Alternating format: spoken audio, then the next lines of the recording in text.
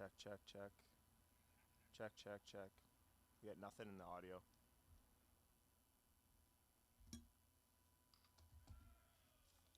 Sorry, we should have checked that first. Oh, am I on? Maybe I'm not on. Check, check, check. Check, check. Check, check, check, check. Check, check. There we go. There we go. Check, check. There we go. There we go. And we are live. Sorry for the technical difficulties there. It's always user error. So hello everyone. We're live today at the first annual Forsythe golf tournament here at the Clayton 9-hole pitch and putt in we're Langley, Surrey. And we got a little bit of a rainy day today, but that hasn't affected the turnout. The golfers are just getting to their holes here currently and getting ready to get underway. So the reason we're out here today is to raise awareness. Fallen member of ours, Dylan Forsythe, passed away in 2021 due to fentanyl poisoning. And so this is going to be the first annual golf tournament to raise awareness on that topic and to try to make something good come from something tragic. So today we'll have a bunch of people come on, I believe, for some interview.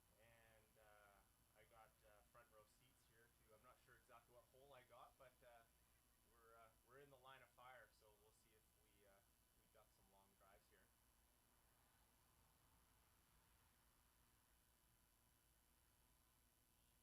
We have a bunch of These guys are serious. They're all counting their strokes. It's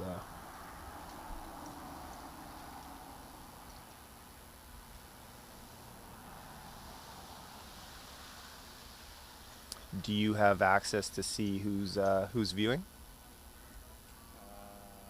Yep, nobody yet. Perfect.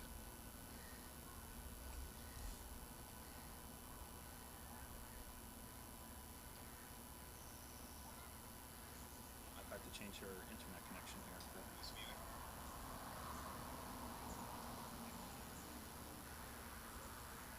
Bit of a delay there. Yeah, there is a delay. Okay, so you are live now. You are definitely live. Now we're live. All right. Welcome back. We were live, but then we weren't live. Now we're live. So for anyone just tuning in, we're here at the annual Forsythe, first annual golf tournament for Dylan Forsythe. We're at the Clayton. We were live, but then we weren't live. Now we're live. You got to turn your phone volume off. Yeah, For anyone just tuning in. I like it in stereo, but not with the delay. So we're at the Dylan Forsythe golf tournament here at the Clayton in Surrey. It's a 9-hole pitch and putt. We got a little bit of a rain day today, but it hasn't stopped the turnout. We're here to show support for his family and raise awareness for fentanyl poisoning. Dylan was a UA member with the UA 170. He 5-year apprentice with I think he was a steam fitter, and he passed away in 2021 due to fentanyl poisoning.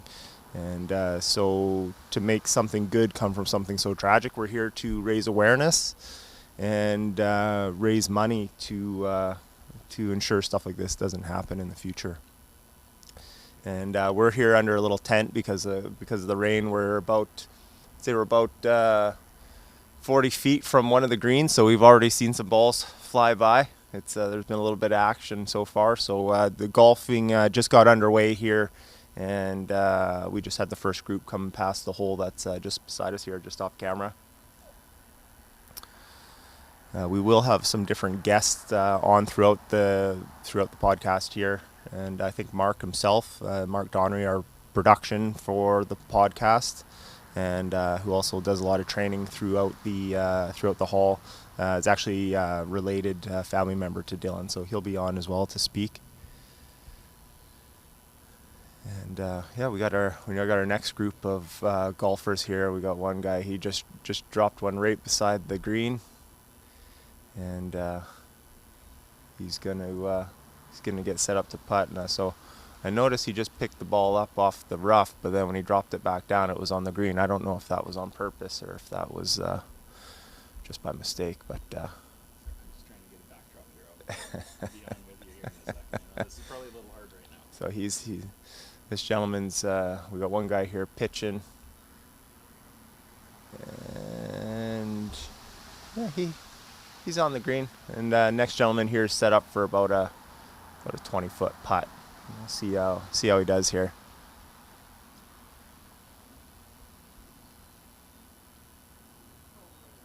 Oh, just missed it.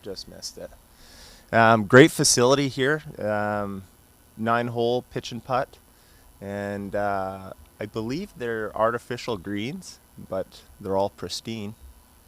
And generous for them to host us here. They have all their staff out helping everyone and ensuring everybody's got something to drink or something to eat.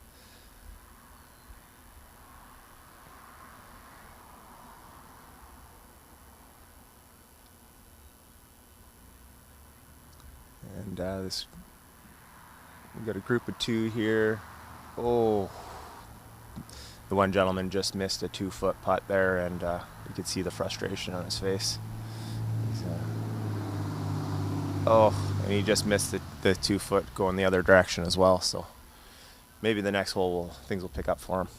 This one was a warm-up.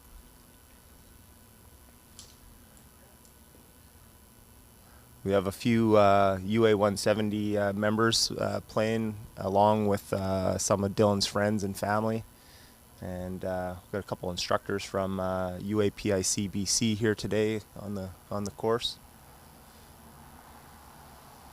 We'll see if they golf as good as they say they do.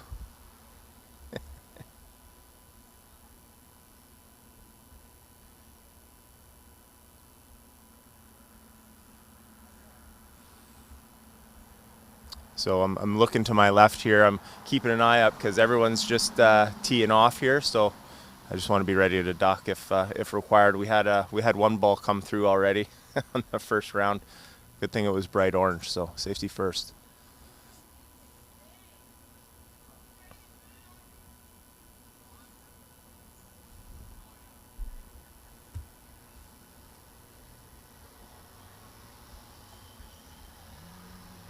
And we just one of the golfers from the next group. We got a group of 4 coming up. They just dropped one right on the green here. Nice shot.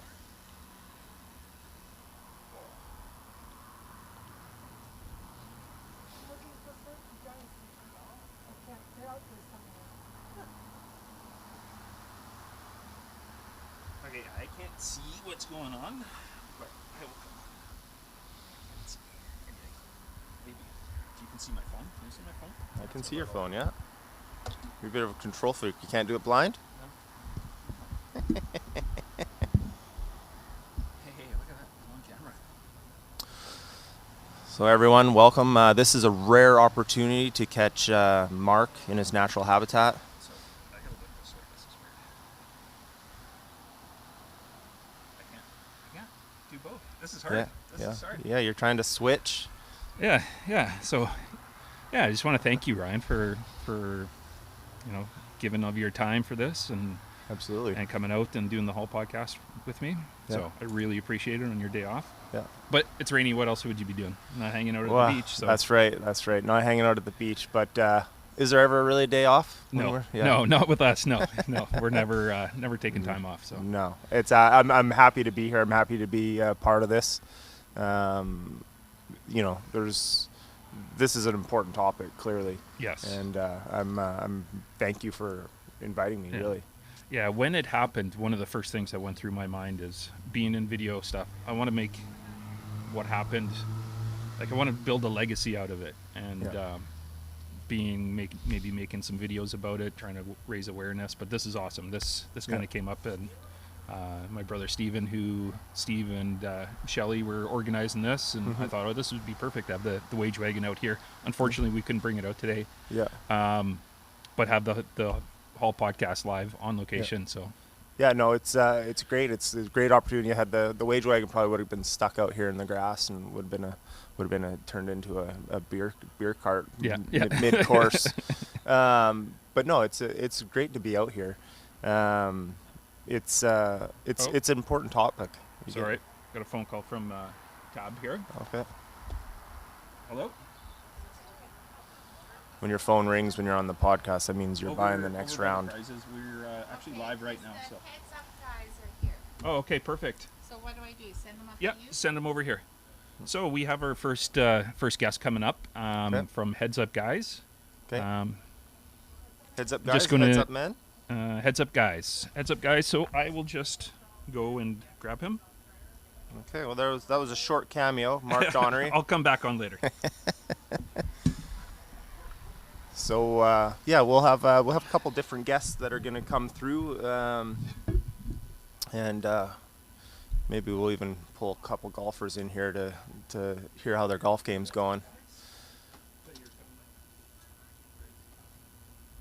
So for people viewing, you can't quite see what's in front of me here. So we got the golf course here off kind of to my left, but then directly ahead of me we have all the silent auction prizes.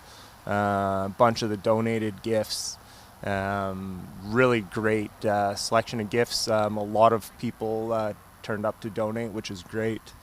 All kinds of cool things. We got some bikes, some gift baskets, some really nice bottles of tequila, and a whole bunch of other stuff here. So it's be great prizes for everyone involved, and it's.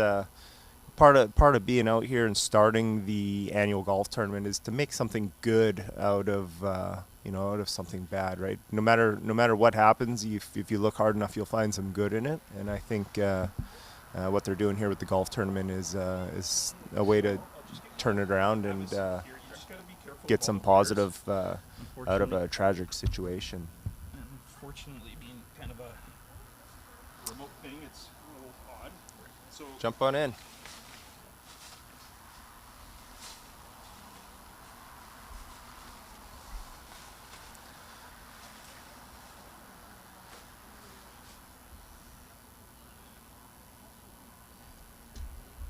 Grab a seat. You get some headphones here, a microphone here. Oh, okay. I haven't done one of these in a while. So. Me neither, actually.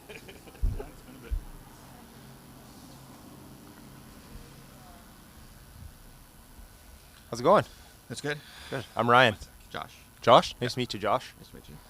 Thanks for coming out today. So so you're both actually on camera right now? yeah. So we're live. So yeah. No pressure. Yeah. So Josh, tell me a bit about yourself. Sure. So I'm the project manager for Heads Up Guys. It's a website that's specifically dedicated to helping men learn how to fight depression. Mm-hmm. So I've been with the group since we started, actually. Okay. We've been around now since 2015. 2015, nice. Yeah, and Heads Up Guys, basically. Sorry, you just got an ant on you there. Okay. We're just going to do a couple quick little changes here, Josh. Sorry. Sure. Just get that mic up in there. We're a little rough today being live. It's okay. Yeah. I tend to mumble, too, so you can find We're set up on a picnic table here outside. We're making the best of the situation. Yeah. And we might not be that organized sometimes, but we can scramble really well. Yeah. All right. Okay. Yeah, so basically, Heads Up Guys is a website resource dedicated specifically to help men fight depression. Yeah, we're based out of UBC, University of British Columbia. Yep. And yeah, like next week coming up is Men's Health Week, so that's our biggest campaign of the year. Yep. And this year we're focusing on a campaign that's centered around like helping friends and family members learn how to support a man better. Yep. So we have a bunch of new content we just put up on the website in terms of like being able to spot signs, learning how to provide support. Yep. Referring people to like other services. Yep. And then also how to manage like suicide risk, like knowing how to assess signs and then figure out how best to respond given the person's symptoms. So sometimes it's just nice to have a resource to go check and see other resources. Right? Yeah. Like some of the services, people probably don't even know what they're looking for. They just know they're looking for some form of help, right? Yeah. Yeah. Well, I think a lot of the thing too is for our website is that for a lot of guys when they're feeling like really depressed, they just feel completely like alone, or, Yeah. like no one's ever there, or no one can understand what they're going through. Yeah. But on our website, they can at least see that there are other men who have gone Yeah. through similar things. Yeah. Yeah, like I've had problems with depression myself, so I know like when I was at my low, like I couldn't imagine Yeah. anybody else feeling this, but like Yeah. no one could understand what I was going through. Yeah. And then you get on the website and you see like all the different recovery stories we have, Yeah. and we have over like 100 different recovery stories now, Nice. and they're all Yeah. Good. And and a so lot, yeah, headsupmen.com.ca headsupguys.org. or headsupguys.org. Yeah. So for anyone that's listening, headsupguys.org. And so how many people are part of your organization? So we have a small team. Yep. So Dr. John Grazenchuk, who's the director of the psychotherapy program at UBC. Yep. He's like the founder of Heads Up Guys, and he oversees the project. Yep. I'm the project manager, and I do a bit of everything, like even from like our finance and admin stuff to doing like planning out campaigns, Yep. working on website content, writing articles, Yep. monitoring our website stats, stuff like that. And Yep. then we have 2 other staff members working on specific projects with us. Yep. One's working on a therapist directory, which we launched a couple years ago. Okay. So that's like a lot of the information on our website is like just information about resources, how to access them, what they Yep. are, Yep. which is super helpful. But we wanted to get a little bit closer to providing like more of a service Yeah. while still being feasible, like for us with a small team. So we Yeah. ended up building a therapist directory, and it has therapists listed in Canada, the US, and the UK. Yeah. I think we're over 400, 500 therapists now. Nice. So people can go in, they can look up their location, and they can find a therapist Yeah. that's near them that specializes in like treating men with depression. Yeah. So you're not just going there to get some information. You know if you're in a a dark place Yeah. and you're you end up on your guys' site, there's access to therapists right there where they can reach out and Yeah. hopefully get a response back. Yeah. Yeah, and I think I haven't looked at the stats of that recently, but the last time I did a few months ago was we had facilitated over like 8,000 different connections where somebody clicked on a therapist's Nice. website or their email or their phone number. So for anyone listening, we're talking about men here, but men, women, anybody, depression affects everyone. Yeah.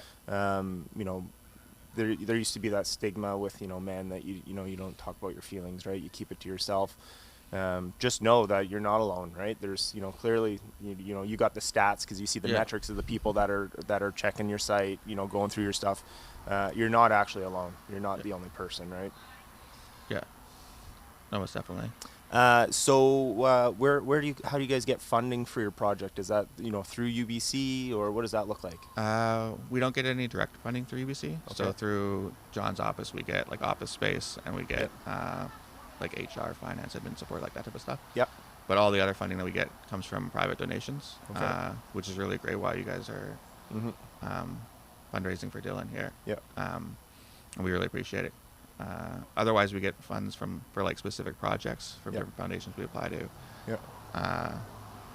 And then we've been lucky we were able to connect with like the Newell family, which is a local family who owns the King of Floors, Mhm. and they've actually been like instrumental in keeping us going the last few years, Nice. and giving us a chance to keep getting out there and keep expanding. Well, what you guys are doing is necessary. So anyone that's able to help fund what you guys are doing, I'm sure you guys appreciate that Yeah. help, right? It's an important cause to donate to, and I'm glad that the golf tournament today is able to raise some funds to help you guys do what you're doing, right? Because it's important work. Yeah, for sure. Anything else you'd like to share about access to your site or some of the different resources? Do you guys Sure. have partnerships with anyone? Like more like sharing resources kind of partnerships. Yep. Yeah, and we've done work with like like collaborating and sharing stuff on social media with like some Canadian Mental Health Association branches, and also American Anxiety and Depression Association of Americans. During so you guys started in 2015, correct? So during the COVID-19 pandemic, did you guys see an increase of traffic to your site? Was there kind of an uptick during that? For website traffic, was actually interesting. At the very start of COVID, we actually saw like a decrease because I think people were just so like panicked and overwhelmed with COVID that they weren't even thinking about, like, everybody's just looking up COVID stuff. Yeah. But we also did like a survey during COVID, where we found that basically a lot of our website visitors were feeling much more stressed out, much more depressed. And the stress of COVID was really hard on people, and I know it's been very difficult on a lot of people, especially if their like job was involved, or if they lost someone to COVID as well. I just wanted to say about the website. So it has a lot of information, like practical tips for guys, things you can do on your own, and then also information about professional services you can reach out to. We also have a self-check, so that's one of the biggest features on the website, and that's just like a depression screening tool. And it's been completed like over 500,000 times. Wow. And then, like, I know for myself personally, the first time I went to see a doctor, like, she gave me, it's the same screening tool that I took then. And I remember, that was like ticking off all the boxes on like the right column, which is like the worst. But that was like kind of what clued me into the fact that something more than just being stressed out or being sad was happening. So depending on your score, we'll point you towards different resources. And that's a good way. Like, it's completely anonymous. Like, you can just go on the website and check and see how you're doing. And you can revisit it. Yeah. Right? I imagine in those 500,000 screenings that have gone on, there's probably been multiple individuals that have done it time and time again, right? Just, hey, how am I doing? That's the thing about like depression, things like that. It's not like, say, a cold, for instance. One day you wake up, you're good. The next day you wake up, you're like, oh, I feel sick today. This is something that, and I'm sure you can speak to that, it's like a slow onset. That all of a sudden you kind of get to a place that, it, was gradual over time, that you weren't really necessarily cognizant or cognitive of until you actually take this self test and go, okay, no, I guess I am at this place. I think that's the case for like a lot of guys, is that they wait until they hit rock bottom basically to reach out, which is not a good strategy to take. You probably have the stats, but the majority of suicides are men. Do you know, like, for your services or people that access, is there kind of an age range that you see more than not? Our website is aimed like men 18 to like 45, let's say. And because we're a web resource, we usually get like within that age range. Probably mostly like between 20, 30 to 40. But men in Canada and in like US and UK account for 3/4 of suicides. And that's one of the stats that really like inspired us to create the website and try to figure out ways to reach out to men that weren't accessing services or weren't getting the support they needed, or obviously weren't being convinced that they could get better. And that was a big thing. My own journey was just like me not really believing that this could actually work, or I could actually get better. And that's like anything. You don't see the flip side of it until you either seek it out. And sometimes you might not think, hey, there's no going back, or there's no maybe there's no recovery to this, or there's no feeling better. But I'm sure you can speak to that, like feeling, putting in some work. Like there's some work that you got to do. You got to do a bit of self-reflection, and then there's some there's therapy. There's different things you need to do to kind of get back on track, right? And with suicide, sometimes you don't get that extra chance, right? You see, say like with a heart attack, sometimes someone has a heart attack, it was a close call, and then they're like, okay, no, I need to, they work with their doctor, they go through some different things. Well, with suicide, sometimes you don't get that second chance, right? And so if you guys have resources that people can access, and sometimes it's just making it easy for them to see, and with suicide and different things, sometimes it's just as simple as reaching out to a person saying, hey, how you doing? Yeah. Right. And that could maybe offset maybe their plans for that day, right? And you work through it day by day. I'm sure depression isn't something, it's not like you're cured and it's better, right? It's probably an ongoing thing where you want to monitor, you want to go through some different steps there, right? Yeah, it depends on the person. Some people, they more have like a single depressive episode and they're able to get back on track. Yeah. Other people, it's more ongoing and more chronic. Mm-hmm. But one of the things I find too is like, as you, like I've had ongoing issues with depression, but as I've gone on, like you learn more and more skills to be able to deal with things. Yep.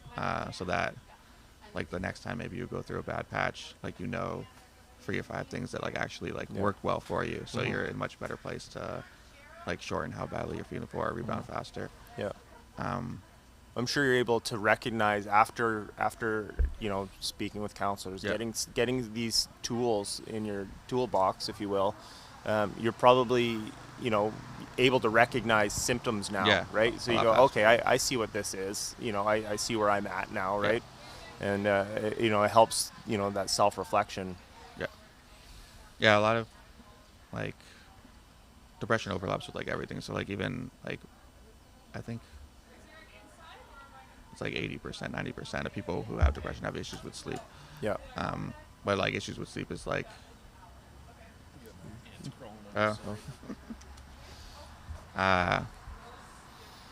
yeah, it's like not something that you might recognize as being part of a symptom of depression, or even just being like really stressed out, or like losing your appetite, or even like overeating.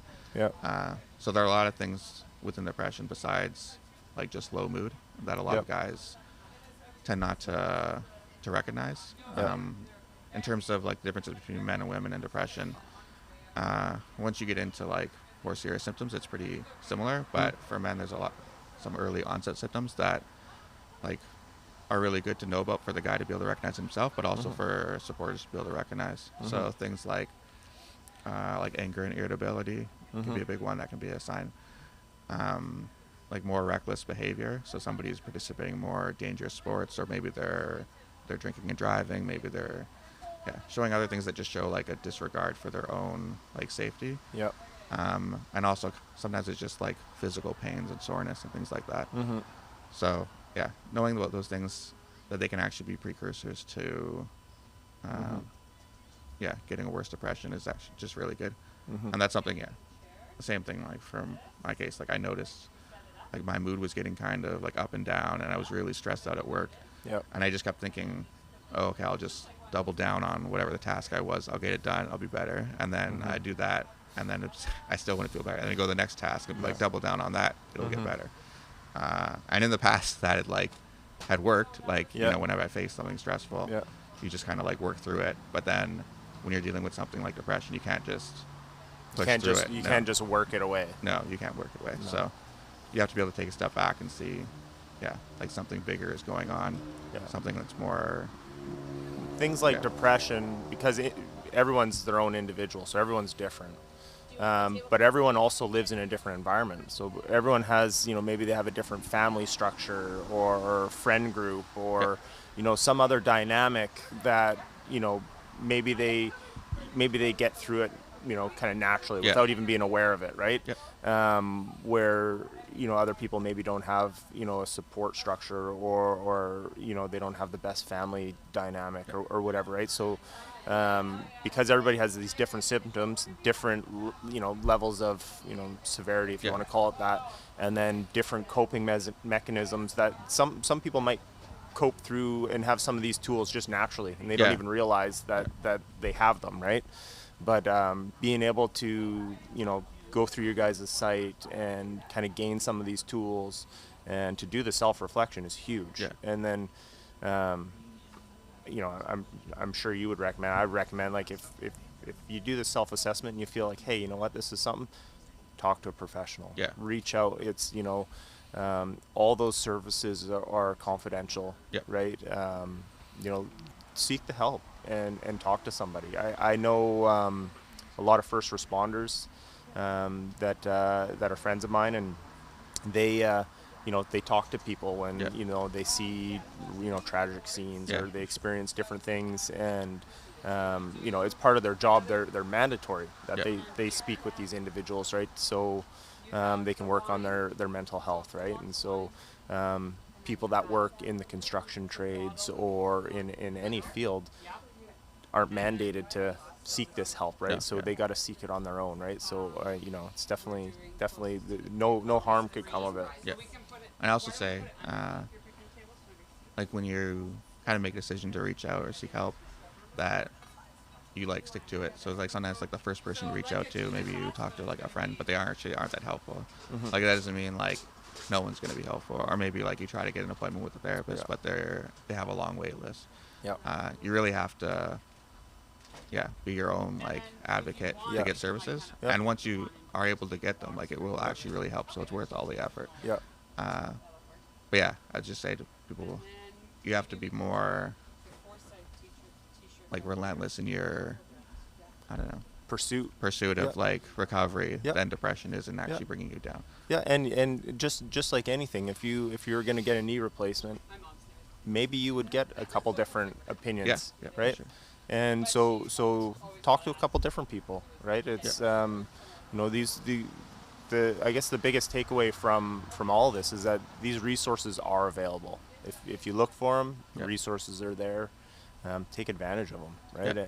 And get the help that you need, and just know that it's out there and that you're not the only person going through it, right? Because that's when you're in a dark spot, that's you think like you're just there by yourself, and no one understands what you're going through, or no one can imagine kind of what you're thinking, but there's the other people are, and it's just not you, right? Planet's got a lot of people on it, and they there's other people experiencing the things that you may or may not be experiencing, right? So and you have to give people a chance to help. If you don't reach out and you don't tell anybody, then I don't know, you can't really expect people to like figure it out and then all of a sudden like start helping you. Like you really have to open up and just be honest about it. And there's nothing like there's no shame or there's no weakness in having depression. It's just like an illness. It's like if you had diabetes or high blood pressure, it has nothing to do with your character. It's just like it's an illness. So but it is one that needs to be taken seriously. You see a lot of times when there's suicides in in the celebrity community or something. People think, oh, how could that happen, right? Well, that's they're getting that spotlight because of their celebrity status or whatever, right? But there's those are individuals at your workplace, in your community, at your schools, your church. There's individuals all around you that are going through these same things, right? They just don't have they don't have that celebrity status attached to it, right? So it's out there, right? And so seek the help, right? And like you say, advocate for yourself, and hopefully you get the help you need, and it helps you gain the tools, and then as a person that goes through it, it helps you share those tools with other individuals, right? Just like you're here today being a part of Heads Up Guys, you realize how it helped you, and now you're spreading that good word, right? And trying to help others, like men, so the stigma with mental health in all people has changed lots in recent years, right? The stigmas are going away, and then for men, stereotypically we're stubborn, right? And we're we have that kind of atypical personality where we think, well, we're fixers, we're workers, we will fix the problem, and we don't need to ask for help because we'll fix it on our own, right? Because that's what we do. Well, sometimes you need help, right? And so don't be afraid to ask for help, and I think people will realize that there's actually a lot of people out there that are glad to help. And there's one interesting thing. Another group at UBC did a survey a few years back, but they found that a lot of the stigma that guys feel, it's actually more internal than external. So like they would say that they would help their friend if their friend asked, but then if they actually like thought about reaching out to a friend, they're much more worried about it. So a lot of it is like internalized as well. But it just shows you like if you're if you would help out a friend, like think if you're in the opposite situation, like Yeah. they want to know so they can help you, right? Yeah. And that's the other thing too with with mental health and definitely with suicide. A lot of people keep if they have suicide, they keep that secret. Yeah. Right. That's not something they share generally. Right. So for fear of maybe they lose their job, Yeah. or their friends will alienate them, or their family will whatever reasons they come up with in their head, they think I'm not going to share this. Yeah. Right. And more often than not, by the time anyone finds out, it's too late. Yeah. So, that's part of that is being open and having at least the resources. And that's the thing with a lot of like the therapy, different things. You could share that resource in a safe space, Yeah. where it's anonymous, right? And maybe if it's something you don't want to share with your colleagues at work or your family, okay, fine. But at least talk to someone about it that will help you, right? And the other thing is the blind leading the blind, right? You might share it with a friend that doesn't know what to do, yeah. or what to say, or what resources to look at. So if someone comes to you and says, hey, I'm in a dark place, Yeah. or whatever that conversation looks like, know that you can come check out this website as well, headsupguides.org, and see what's out there, and then you can share that information, right? And generally help out, right? Yeah. That's why it's good to be able to make use of like resources like crisis lines and things like that, or talking to a therapist, because like you said, it is like it's outside of your social circle. So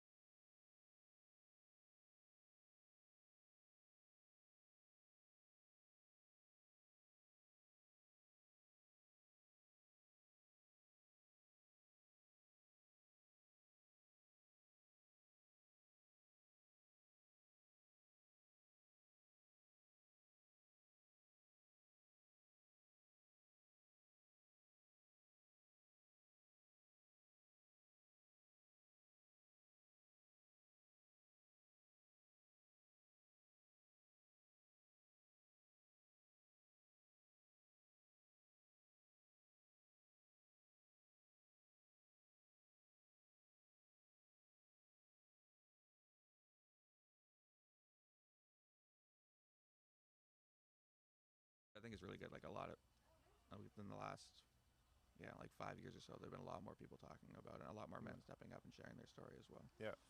Yeah, well, you're seeing more and more, like you say, like pro MMA athletes, pro footballers, people using their platform to say, hey, this is a thing, and give it the spotlight that it needs, right? It's not glamorous to talk about. It's not it's not out in the spotlight. It's not people don't talk about this for like you'd watch a show for. It's not something it's not something that people do for leisure. But it's important, and it's an important message to get out. And the annual golf tournament here, it's trying to make something good come from something bad, right? And it's important that the stuff that you guys are doing is important work.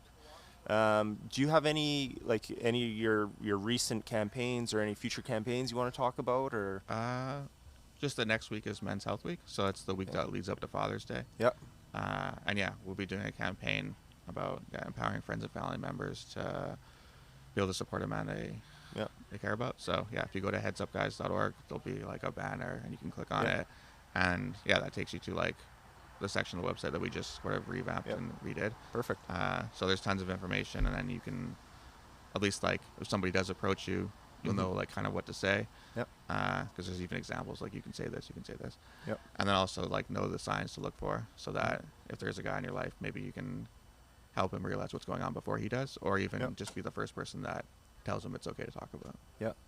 Perfect. And then anyone that's listening or watching this online, if they want to make a donation to your guys' organization, how do they go about doing that? Sure. So just go to headsupguides.org. Yep. Scroll to the bottom in our footer. There'll be a link to our UBC donation page. Perfect. And it'll have like our project number filled out Yep. already. And yeah, like 100% of funds Yep. go directly to us. UBC doesn't take a cut. Yep. Perfect. Yeah. Yeah. Awesome. Well, thank you very much for coming out today to sit with us, and we appreciate what you do for men's health, and I'm sure we'll talk again in the future. Maybe inside the studio, Yeah. where it's a little bit warmer, a little bit more posh. Yeah. But yeah, I'm happy to meet you, and it was really nice talking with you today. Yeah. Thanks for having me. Awesome. Thanks, man. Thanks.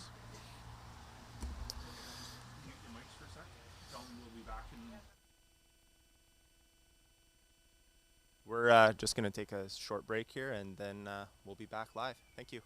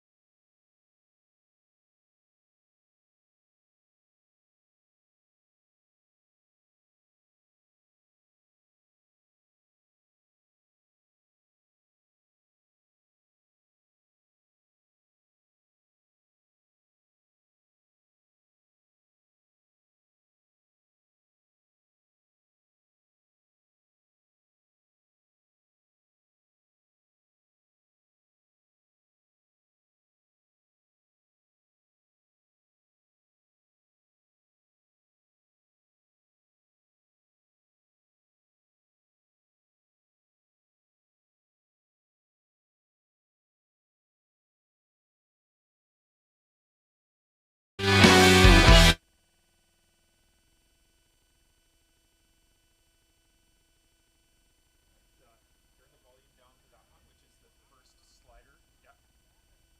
All the way down. Hit the music button, and then start sliding down.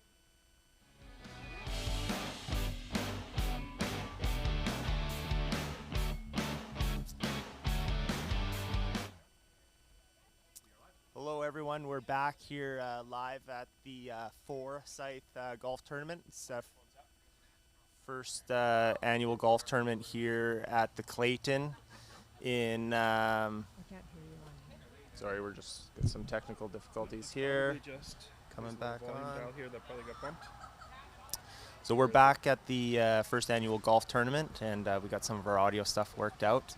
We got the tournament here going on around us. It's a 9-hole pitch and putt here at the Clayton in Surrey, and we're here to kind of celebrate the life of Dylan Forsythe.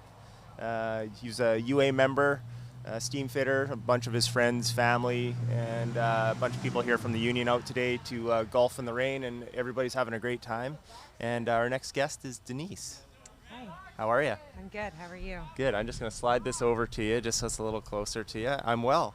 What brings you out today? The Donneries are somewhat related to me, so here to support them and Dylan's memory. Nice. So it's despite the rain, it's been a great turnout.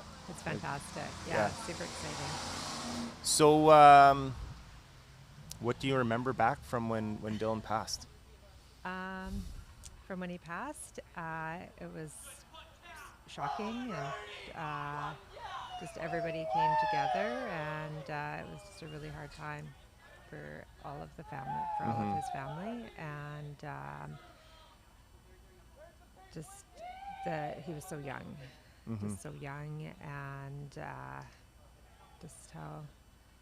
just how everybody was able to come together and support each other, and just the amount of young people that were around to support Tabitha and Zoe and all of his family. Yeah. It's for people that don't know, we got a picture here of Dylan. Dylan, this picture is in our studio, and so the whole podcast, every episode we film, Dylan's picture is actually on the bookcase in the background. So I'm sure a lot of people kind of wonder, some of the studio set stuff, what it's there, what it's for, and so that's who Dylan is. It's so Dylan passed away in 2021, so we're 2023 now.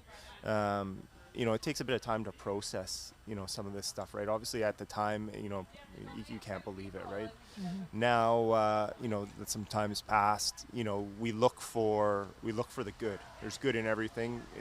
Sometimes you have to look harder than other times, but we see his friends, his family, everyone out here today to celebrate and to raise awareness, right? That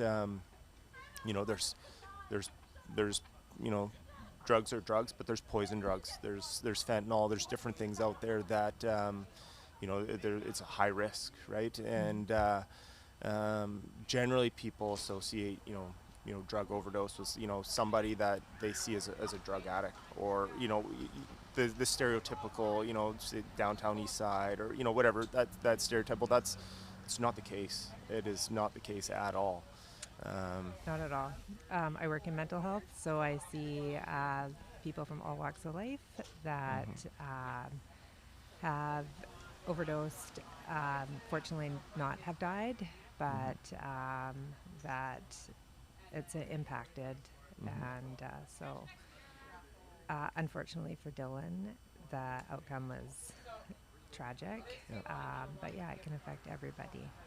Yeah, we Josh, the last guest we had, we're talking, it's like sometimes like a heart attack. I look at my grandpa. My grandpa had a heart attack, and it was like a warning. It was a close call, and so then you change your diet, you seek medical attention that you didn't think you needed, different things, right? Where with the drugs here, sometimes some people recover, they have that close call, right?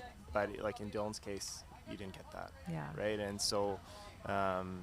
It's super tragic, right? And we've seen it with our organization, like at the UA. We've seen it. The construction industry as a whole has more deaths related to, fentanyl-related drugs, or I guess whatever you want to call it, poison drugs, than any other, I think, group, right? And so. That might be. Sorry, we're taking a phone call here. So in your professional life, what is it you do? A mental health clinician, social worker. I mainly work with adolescents, and some young people in acute mental health. So substance use. And any mental health disorder diagnosis. Yeah. Have you seen changes in your career field over the last year, like COVID, with the drug? An increase for sure, and an increase of. I work in the hospital, so an increase in hospitalizations. Yep. An increase in people not able to access resources, not able to manage their distress, I guess. Yeah. So looking at, I know there's a lot of resources coming up, and I think this resource is a phenomenal one. And like for young people like Dylan's age, there's a lot more resources coming up for youth, like young adults, which I think is amazing. Yeah. for people up to like 26 or 30. So that's fantastic too. So instead of just stopping when they're 18 and stuff like that. Yeah. Well, that's you see that in like in youth programs a lot. That's kind of a common theme where, you know, you're getting support at, you know, 16, 17, 18. You're getting resources act, and then it's like 19. It's like, see you later. Yeah. And just because the day of the week change doesn't mean those social issues or drug issues or whatever help you're seeking, you know, those needs don't change just the course of a day, right? So Yeah. you know, sometimes, you know, that care, that access to care needs to continue, like you say, into your 20s, into your 30s. And the last guest we just had on, Josh, is from Heads Up Men, which is a kind of a, they share resources to men that have, you know, could be drug addiction, it could be mental health, could be different things, right? So it's just keeping that door open, that if you need help, here's some resources, and hopefully you can kind of get lined up with somebody that can help you. Exactly. And I think that's the problem. Like it can't be silos. It has to be all collaborative Yeah. rather than one. If you have this, you have to go here. And if you have this, you have to go there. Yeah, and it's never, and I'm sure you can speak to it. It's never as cut and dry. It's never. It's like, oh, okay, well, if you have this, you fit here, and you spend some predetermined amount of time, and you're good. And then if you have something else, we'll put you over here. It's never, like, it's not in a silo. It's not compartmentalized like that. It's more of a dynamic issue, and I'm sure you could speak to it. Like if there's, you know, if it maybe, say from children, if it started from abuse, you know, it ends up into, you know, mental health kind of concerns, that usually kind of segues quite naturally into, you know, drug addiction or drug abuse, right? It's, you know, I have young kids, right? And you know, we talk pretty open forum about, you know, these topics. Yeah. And you know, if we're out somewhere and we see somebody that's, you know, struggling with drug abuse, or we see someone on the street, you know, we talk about it, like, this isn't something that just started one day. You know, this started with some event probably many years ago in their life that slowly led up to this point, right? And I guess the goal is to get some level of intervention, you know, some level of care and support earlier on down that line, right? Yeah, and if they don't, then learning how to manage that distress, right? Like learning like those ways to manage early on, or at whatever stage of their life. Yeah. And getting the help, and being able to, and it not to be shamed. I think that's a huge thing, that it's not a shameful experience, and that there's more acknowledgement that mental health and substance use isn't something that we don't talk about. Yeah, that's in recent years, and like with my kids, I see it in elementary school. It's really, it's on the table to talk about all the time, and constantly, and as it should be, right? It's all these things need to be in the front of people's minds. I think, you know, the stigma, you know, with men, you know, you don't talk about your feelings, right? And you know, that's changing, right? That's changing. Absolutely. In, you know, it's not only changing on the work site or in school. It's just changing everywhere, right? It's and obviously for the better, right? Absolutely. And it's like anything, the more, you know, children see their fathers talk about things, they'll, you know, it kind of has this kind of growing Rippling effect. Yeah. Yeah. Definitely.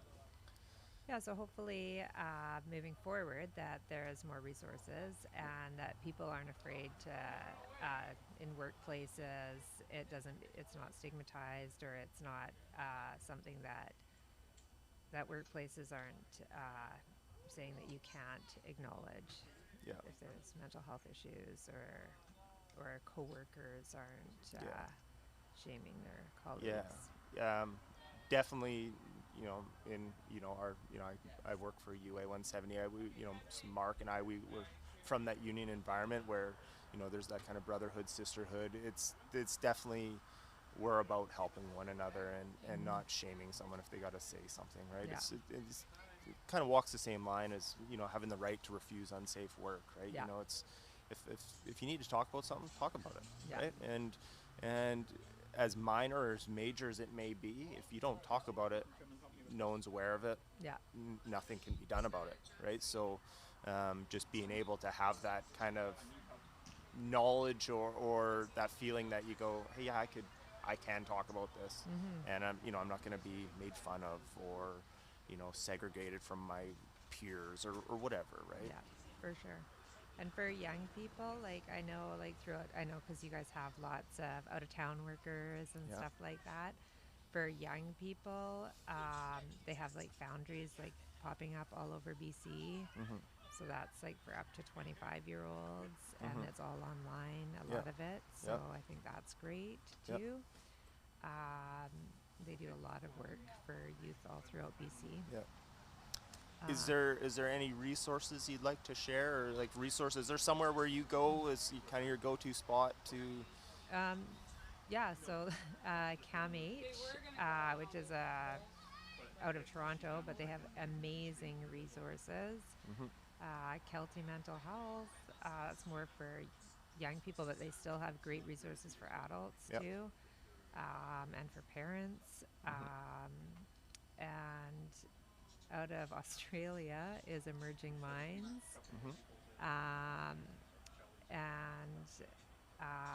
and for Foundry, they have great resources, and Heads Up is good too. That's the great thing about the era or the time we live in, where Australia could be working on things that we have access to with the internet, right? And the majority of people on the planet have a smartphone in their pocket, where these tools are literally at your fingertips, right? If it's sometimes the hardest part is just knowing where to look, exactly, right? Or knowing what to search, right? And mental health, all these things. These aren't BC issues or Canadian issues. These are global issues, right? And so, there's different social things in different countries, obviously, right? It's we're not all the same, but there's similar threads and similar things going on all over the world. So having access to some of these resources is awesome. Yeah, and I pull from all of these for different resources and different supports for families and youth, young people. Well, one thing we talk, mental health affects everyone, but it's how you approach it is differently, say, for adults or for children, right? Or for kids. There's, I'm sure you have all kinds of tools, if you were talking necessarily to me or if you were talking to a 10-year-old, right? There's a different way to approach that, right? And so sometimes having those tools available to parents and children, and sometimes the kids need to see stuff themselves too, right? Or sometimes I'm sure in your line of work you see children that don't have parental support or that aspect of the equation, right? So they might be seeking these resources out on their own. Yeah, so definitely. And it's just looking at different ways to support them through that. Yeah, for sure. Yeah. Is there anything you'd like to add before we wrap up? No, I'm just really grateful to be here and to support the Donneries or Forsythes, and glad that the union's doing lots to support their members as well. Awesome. Well, thank you very much, Denise, for coming on. I appreciate your time. Thanks. And I don't know if you're ready to cut to a break, but for everyone watching online, I'm ready to drink a coffee. Full disclosure. Just talk there for a little bit. Thank you, Denise. Thanks. Thank you very much. Thanks. So while we've been interviewing, I haven't been watching the game, but I haven't seen any balls fly by the last little while. The first folks to tee off when we got underway here, we had one ball fly right through the tent and another one flew over top. So I haven't been keeping an eye on that, but we got a group of 3 here beside us on the green, I believe. Might be one of our members here going for a 20 plus foot putt here. We'll see how it works out for her.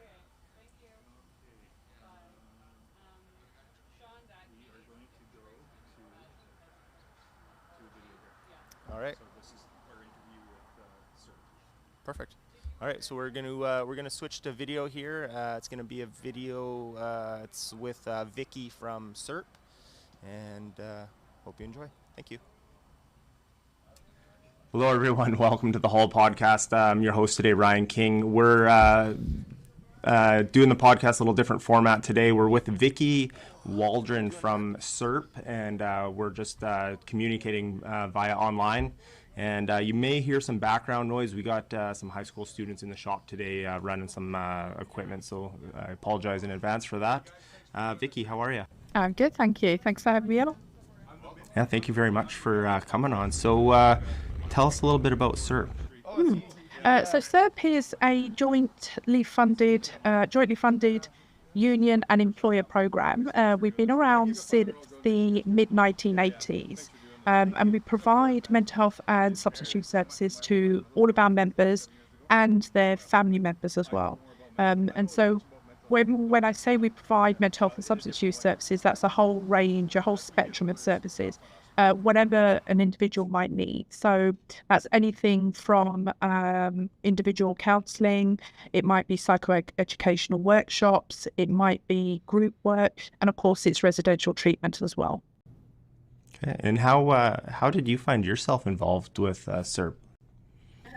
So I've always worked in mental health and substance use. I've never actually worked in any other field. It's something that I've trained right from word go. It's the only place I've ever wanted to work. So I kind of ended up in Canada by accident.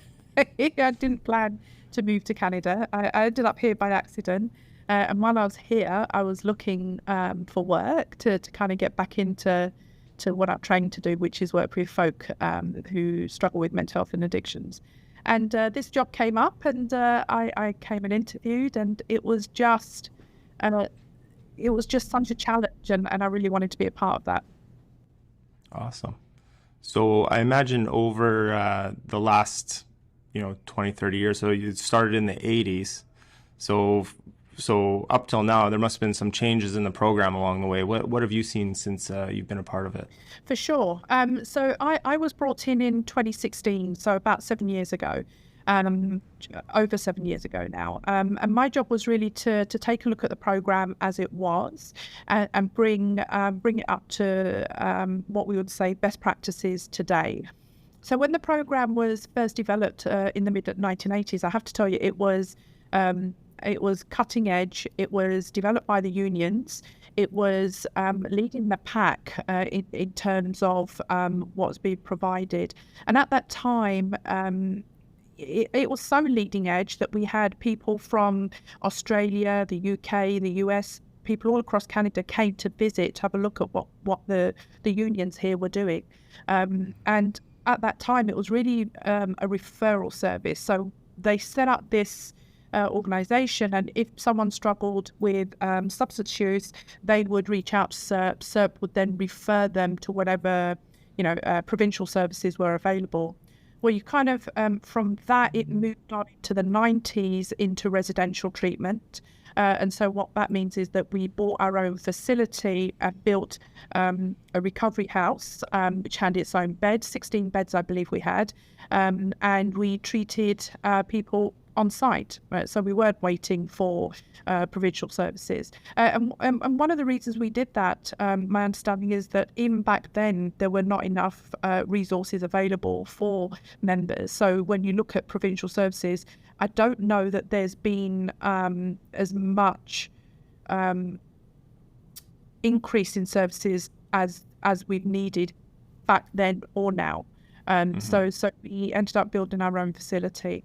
You then fast track forward to when I joined, and by that time, unfortunately, the program had become, it hadn't moved with the times as much. And that was really because it was a program that was set up for industry by industry. And so with me coming on board, what I was really doing was bringing my clinical background into the program. And so with that, the program you see today is very, very, very different from the one that was there prior to. We now have a 3-pillar program that's rooted in prevention and promotion, treatment, and building resiliency. So it's kind of looking at the whole spectrum of mental health and substance use. So it's very different today. It's like I said, it's a clinical program, and we have master's level concurrent disorders specialists that work with everybody.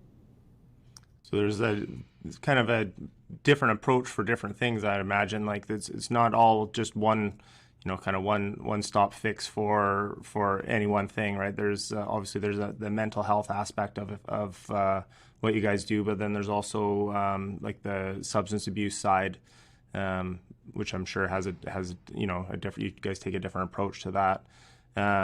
I imagine back in the 80s, 90s, even 10 years ago, the opioid crisis wasn't what it is today, right? That's probably changed some of your guys' focus, I'd imagine.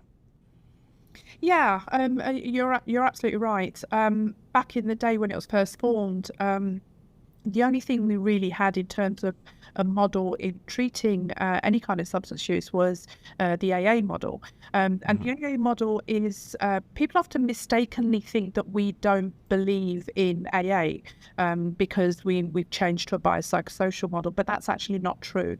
Our mantra is always any door or any road to recovery is the right road. Doesn't matter which road that the individual takes, as long as it's a road to recovery, it's the right road. And people, you might have heard me say just there that we are what's called a biopsychosocial program today, and a harm reduction based program. What that means is that we recognise that there is a biological basis, a psychological basis, and a sociological basis to substance use, certainly mental health. And when you look at AA in terms of a model, it's not that it's separate to biopsychosocial programming. It's one aspect of the biopsychosocial spectrum. It's the social aspect. As a model, that's where it fits. So what we do is we not only do we do the social aspect, we do the bio and the psycho aspect of treatment and recovery as well. Yeah, I with the science, getting new information daily. There's I couldn't even speak to how many studies there are out on mental health and substance abuse and all of these different topics that we're constantly learning, right? And it's clearly not a one step works for everyone, right? Like that's the AA model is, I guess, been kind of tried and proven over time to kind of work on a general scale, but it's not it's definitely not a one-stop, shop fix for everything, right? I think you're absolutely right. As I said, whatever road to recovery works for you is the right one for you, right? So whether that's AA doesn't work for everybody, but then biopsychosocial doesn't work for everybody, right? So there's a lot of research that does show that the biopsychosocial has greater efficacy in terms of looking at substance use, but that's predominantly because we're taking into account the whole spectrum versus one aspect of substance use and the journey that people are on. You're absolutely right. There's no one size fits all, and nor should it be. Everybody's experiences are different. Everybody's histories are different. The current situation, everyone is unique in how that works for them. And so what we do is something called client-centered care. And that's really putting the client at the center of what we do. And one of the things we always say to people is that, listen, we may have the training, the expertise, we may, have garnered all of this knowledge around substance use. What we still don't have is your experience. I don't know the road that you've traveled. I've not walked in your shoes. So the way that we work is to say, you are the expert of you. We are absolutely not the experts of you. We do have expertise and we have lots of training. Our job is to work with you collaboratively and to kind of say, you bring the expertise that you have, which is your journey, your experience, and we'll bring ours and we'll place that alongside yours. And together in this collaborative process, we will try and work through and help with whatever's going on for you. Have you guys, I don't know if you guys like keep metrics or whatever, but like, are you guys seeing success with the program? Are you seeing people come through the program that maybe don't, come back to the program, or is the program set up where people that have kind of gone through can kind of get back in touch if they need, another visit or more care, or whatever that looks like? For sure. So I'm anyone that knows me knows that I'm a bit of a data hound. I'm a bit of a geek. I like my numbers and I like my stats, and one of the main reasons, I may joke about it, but one of the main reasons that we do have a ton of stats and ton of data, it's because it's an objective way of making sure that we are doing what we are supposed to be doing, right? And that is helping people. And we're not just relying on us patting ourselves on the back and saying, hey, we did an awesome job here. We actually rely on data and numbers. So we, every single person that comes through our program, they will have what we call health outcome measures. So we're measuring for core symptoms that are going on for that person, and we'll track that over time.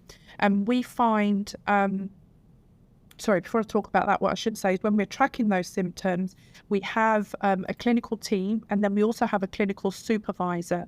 And so that clinical supervisor, their job is to help the client by proxy through the counsellor. So whoever's working with you, so if you've got counsellor A working with a client, our clinical supervisor will be also helping that client by looking at the counselor's work. And we're doing that by tracking health outcomes. So if we're looking at your symptoms and seeing that actually those symptoms don't seem to be improving, they've been with us for 3 months and there's been no change in symptoms, the clinical supervisor is going to go in and say, hey, let's have a look at this treatment plan again. We generally find is roughly everyone has a 1-year treatment plan, and so we track everybody for a year. Not everybody stays for a year, but that's what we do.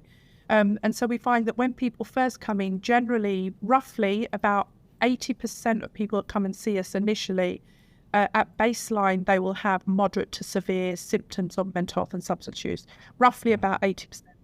By the time they leave, we find that less than 15% of people will have moderate to severe symptoms at the 12-month mark. So what that's saying is we are seeing some really good improvements. And I absolutely stand by the fact that, we do make sure that we're hiring the right people. So everybody that comes through, we have, our clinical team have bachelors in psychology, masters in psychology, plus a concurrent disorder specialism. So we're kind of setting everybody up in the right way. And then on top of that, clinical supervisor that's also tracking health outcomes, and we're measuring to make sure that objectively their symptoms are improving. One of the new programs coming in, there's a pain relief program. That's I think a drug-free program. Tell me about that and kind of how that came to be. Yeah, so this is something that's it's our newest passion project, and it's something that we're really hoping that just becomes a staple. So it's a pilot program. Now, I have to say, I joined in 2016, and since 2016, the industry, when I'm going out and about and I'm talking to folk, I've heard countless times, so many times, people had said to me, Vicky, we need something that isn't opioids. We need something that's an alternative to pain relief. And for years, I was doing my research, trying to understand, because when we look at the medical model, the only thing you have for pain is really opioids to deal with pain. And we know that as an industry, we do have higher rates of pain-related issues than other industries. Not because we are, unsafe in any way or for any other reason, but really because we are an industry where we use our bodies, right? It's a very physically demanding industry. So it's expected that we would have higher rates of pain within this industry. And so it really came from the industry. The industry had talked to me and say, we need something else. We can't just keep having people prescribed opioids. It's not helping.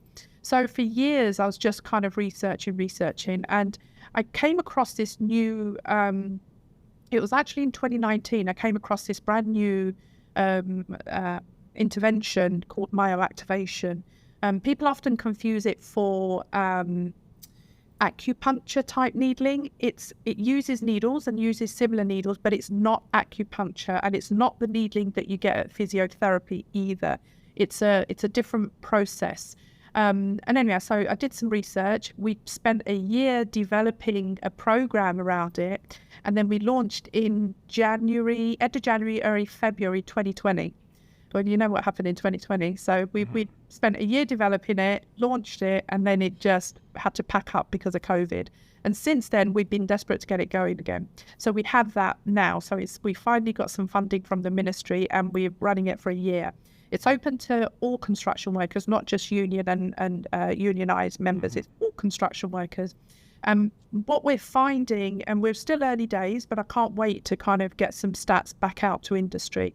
But what we're finding is that between 1 and 4 sessions of needling, myofascial activation, we are seeing drastic drop in pain levels for people, drastic.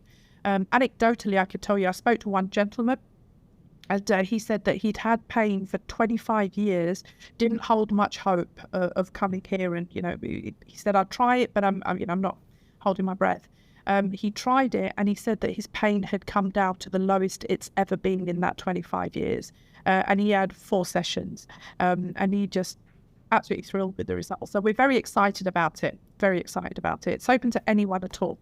It's exciting to see, obviously moving forward, when you see, the opioid crisis, in BC, and you hear stories, it's not, there's, I'm sure you've heard every story you could probably imagine, but like you think of, when you stereotypically people think, oh, drug use, that's a person that, started doing drugs for whatever reason, maybe they were partying or, wherever these kind of things start, but they don't often think that this is just a blue-collar worker who maybe had an accident on the job site or strained their back and then was prescribed opioids, and then, fast forward, an amount of time, now they have an addiction to those drugs.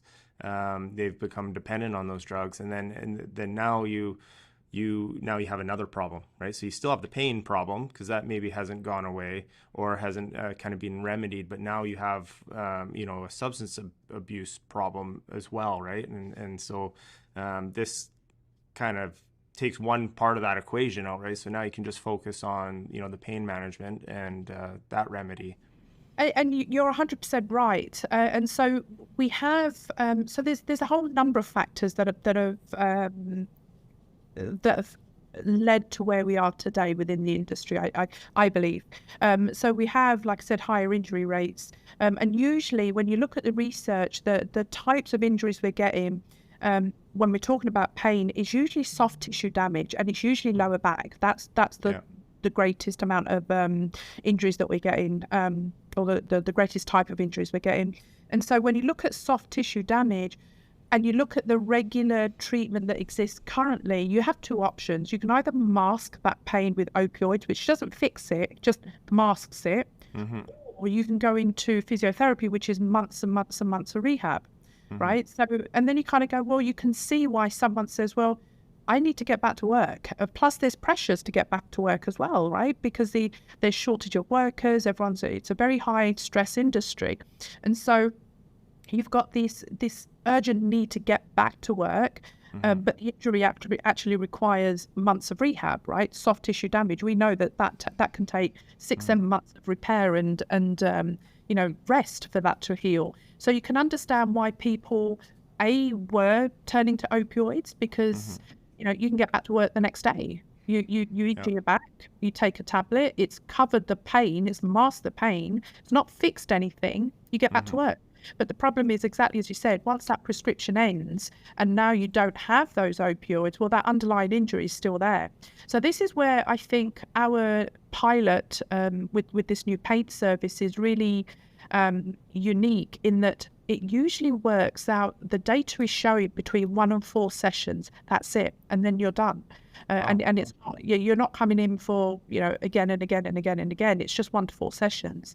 In addition to that, one of the other things that we're doing is we're also doing online restorative yoga, which is different to I always say it's different to the Lululemon yoga. It's not that yoga. It's yoga that's very much designed to strengthen the body at the place of injury, so that your muscles are strengthened around where that injury is. So we offer that as well. We also offer that online. So if you're not nearby but you want to do some of that work, you can do that too. And then we also do the self-management of pain workshops as well.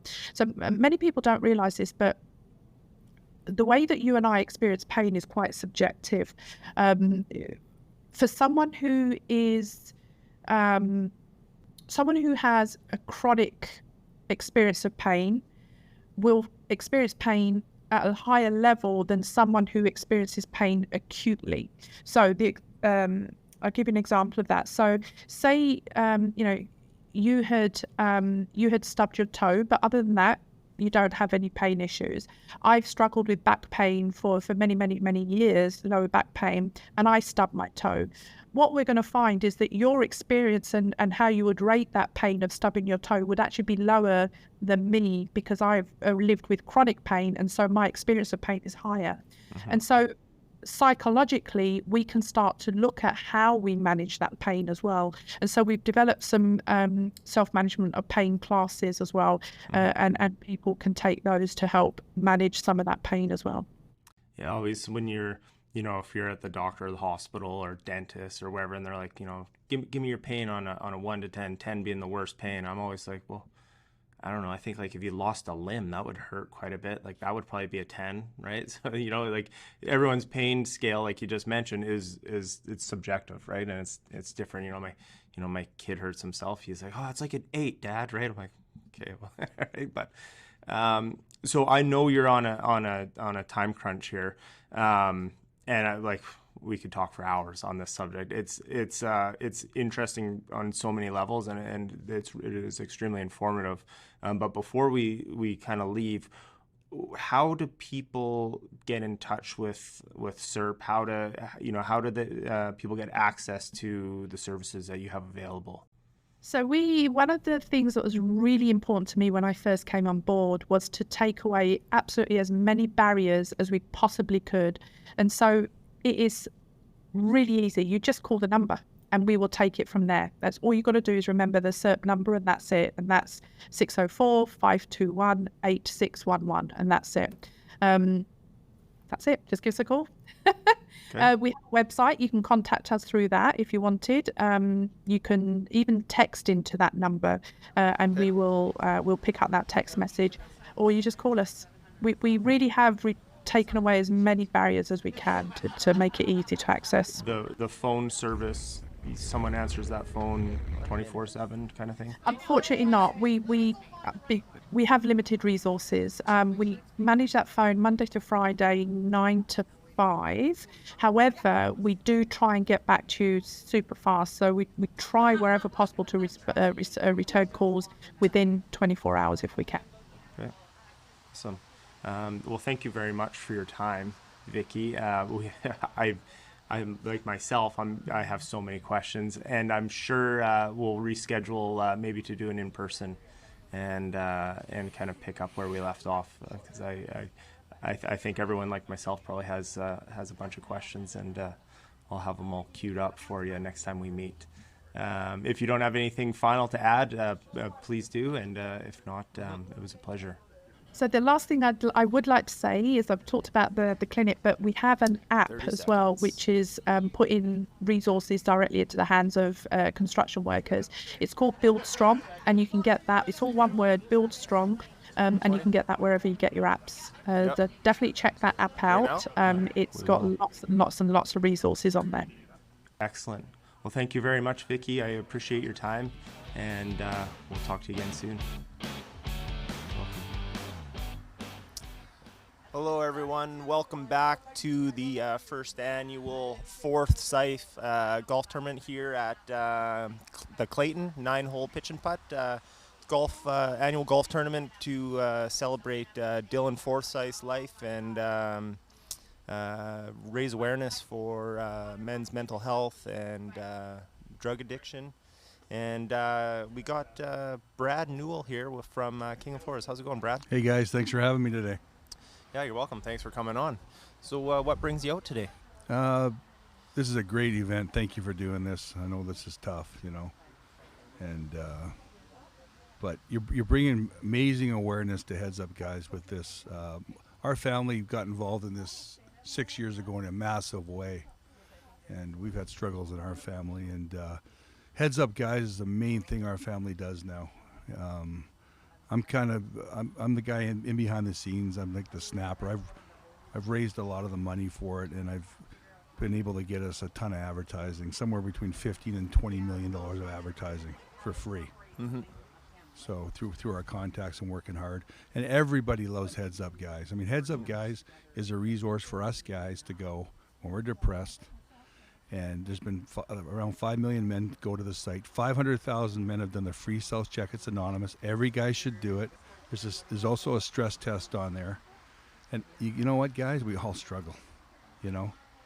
And we talking with our friends is very important. You know, it's a tough thing, especially in these times with all the expenses and all the stress in life, and you know, and then it's just a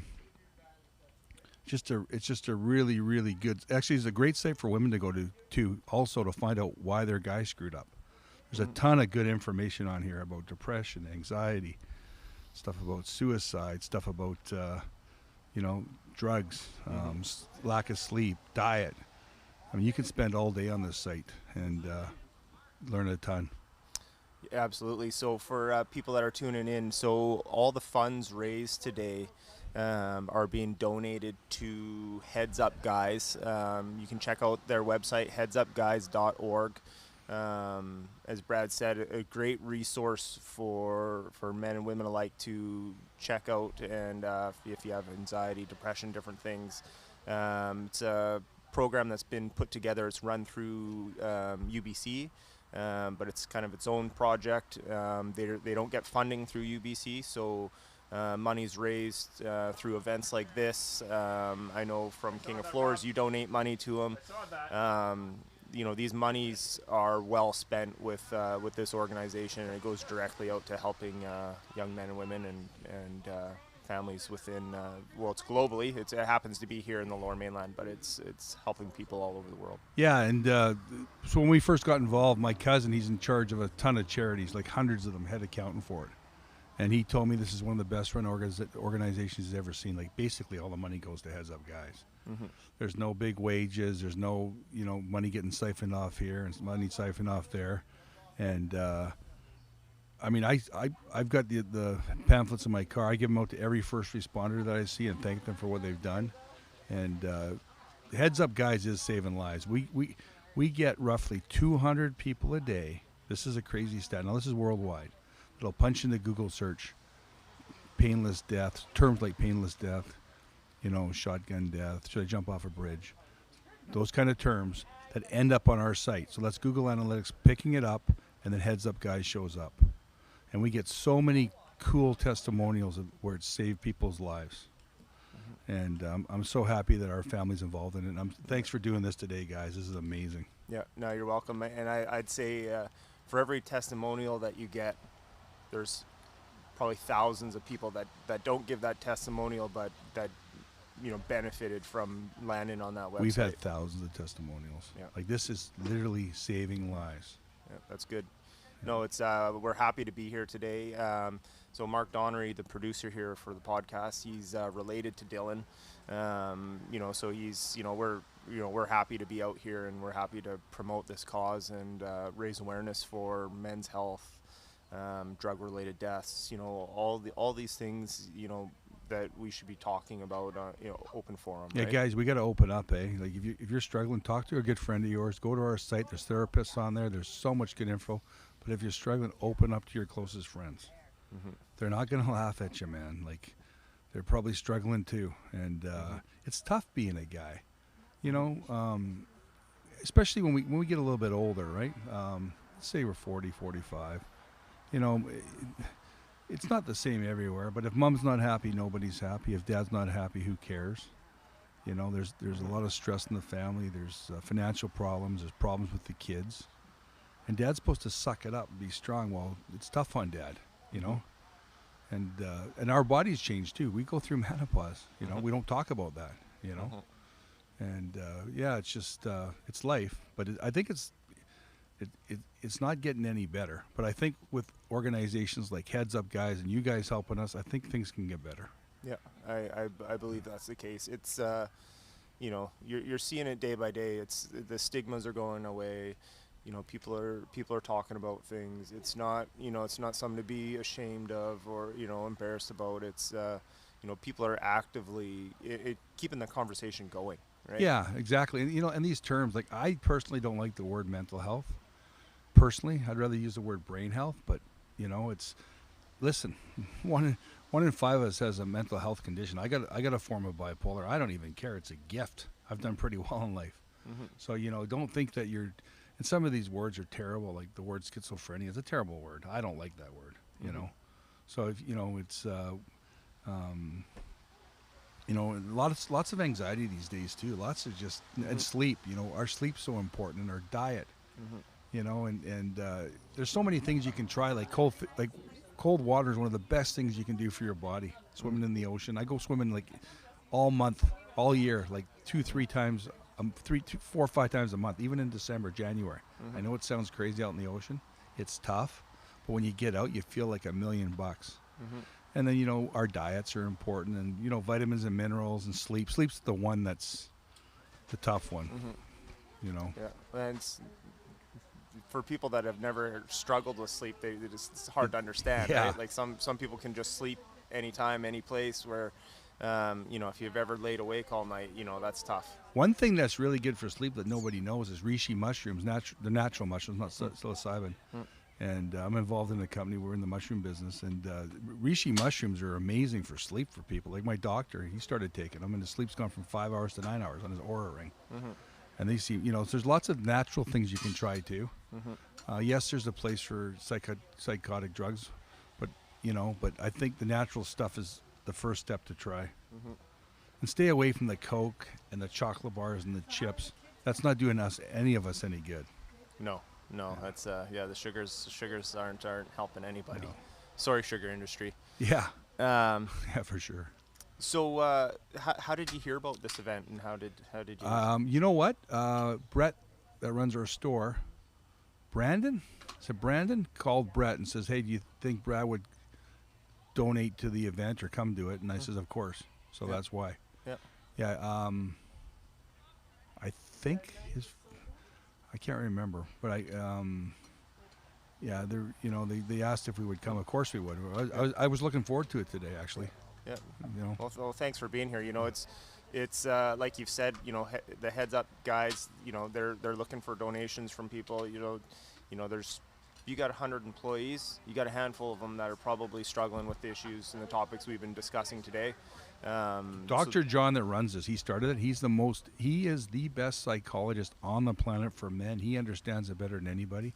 Super guy, regular guy. He plays hockey and just. But when he speaks, it's amazing. He's talked to lots of different unions. He's talked to lots of different investment houses. He's talked to lots of different major developments, and it actually really helped their staff. Actually, we were at a function, John and I, 5 years ago, just down by our store. It was engineers, and he went and gave a speech. And there's like 200 people, and they were mostly men, and they didn't have to be there, and they listened.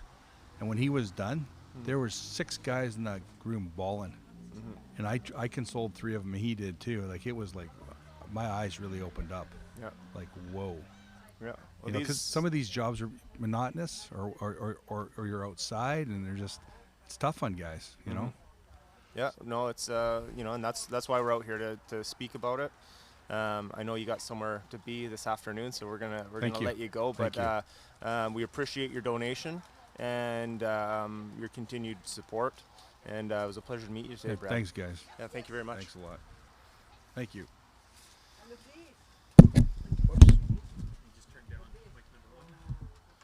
So, thanks, Brad, again.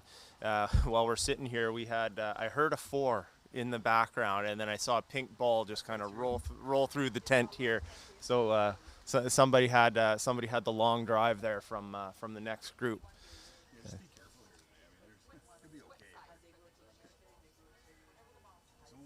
Yeah. So the weather, you know, everyone was hoping the weather would let up. It definitely hasn't done that. But you know what? Everybody out here is laughing. They got a smile. I heard one of the groups come through the hole beside us here, and they were hooting and hollering and cheering, and so everybody out here is having a great time. Really, you guys, honestly, thanks for doing this, man. So I sat down with Dr. John when we first started this, and I really picked his brain hard. It's too bad he's not here. He's amazing. He's the best, one of the best speakers I've ever seen. We'll seek him out. Yeah, and if you go on the website, you can actually go on the website. That video that I showed you, the one that CBC did it, Josh. You may want to. It's really good. You may want to post it on your site. Yeah. It's really good. And Dr. John's in there talking about why he built this. Dr. John built this to help save the world. Yeah. He's not a rich guy.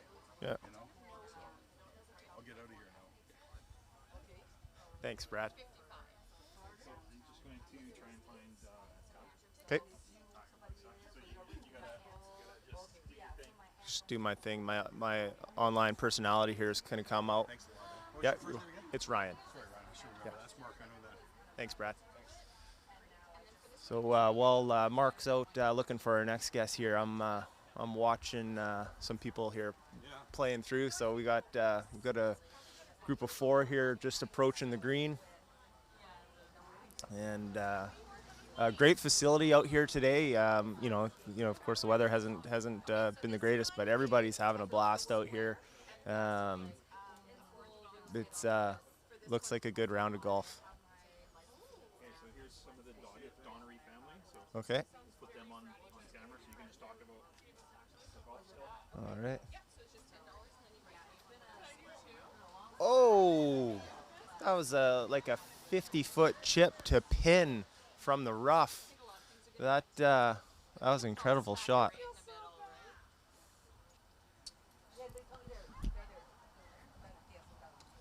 So right now on this hole we have Dylan's aunt, Karen, with the pink lei. We have Dylan's uncle with the blue lei. And who else do we have there? We have Amanda, which is Brian's wife. And we have Philip, which is Karen's future son-in-law. So this is some of the Donnery family here on hole number 5, I believe it is. Was it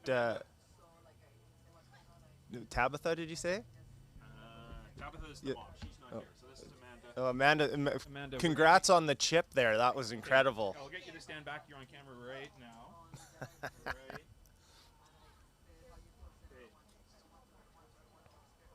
So I'm going to hold the mic for you, and Ryan can ask you a couple questions.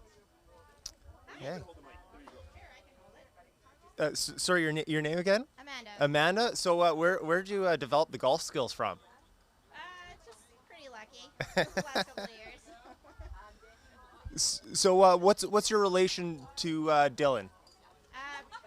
Nephew-in-law, I guess. Nephew-in-law? Yeah. So Brian's his uncle, and I'm his fiance. Awesome. Well, obviously the weather's not great, but thank you very much for coming on, and good luck at the next hole. Thank you. Thanks. Awesome. Hey, Uncle Brian. Uncle Brian. Come on. It's not live. It is live. You can do it, Brian. Test. So this is Uncle Brian. Hey, Uncle Brian. I'm Ryan. How are you? Awesome. Having a great day today. Yeah. How's the golf game? Are you keeping score, or is it just upstairs? You're just. Actually, I played pretty well. Yeah. Played last weekend. Terrible. Today, awesome. I think Dylan was with me today. Right on. I think he's with a lot of people today. Yeah. So a lot of people don't know we have this picture here. So this is I'm holding up a picture of Dylan. So when we do the podcast at the hall, he's actually part of the set from day one. This picture's on the bookcase, kind of behind us, and so he's always with us here. Okay, I'll take you off the spot. Sorry. Oh, wow. Unless you want to talk about film. Give us a memory of a film.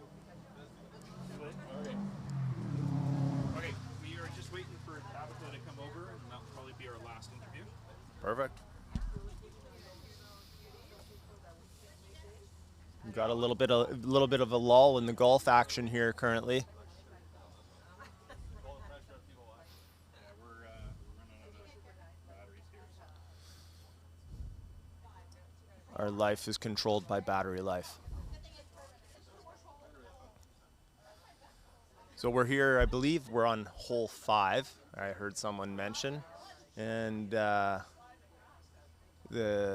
tee off is got a little bit of elevation, so everyone's kind of dropping down on us here. So last hole we had one ball kind of come through the tent here.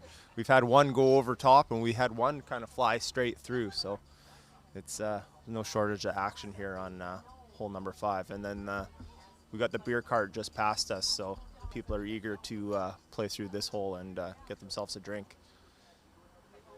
We've had a great turnout for the event today. It was a little kind of drizzly to start, and everyone's like, oh, it's going to clear up, but the rain has picked up, and it hasn't made a difference. Everyone is still having a blast. A lot of people out with their mustaches on, and Dylan had quite the mustache going, and a lot of people out golfing today with their Hawaiian shirts on. So it's really cool to see. And a ton of great prizes. A lot of the funds today raised are being donated to headsupguys.org, which is a kind of a website where you can get different resources for mental health.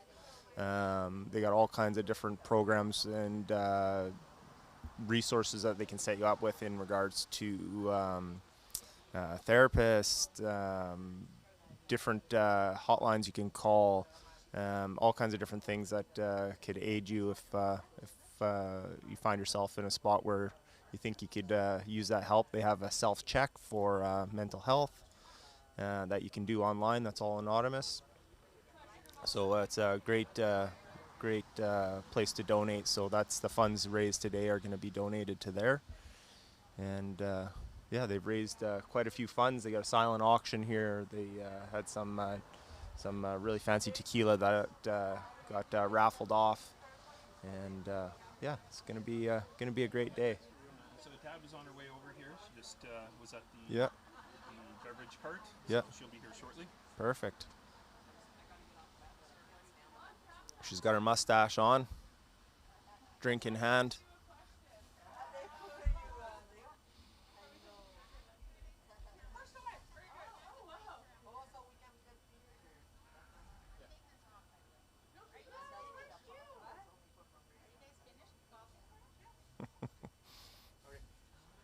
Have a seat.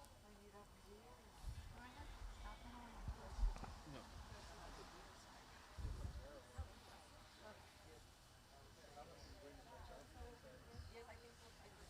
How are ya?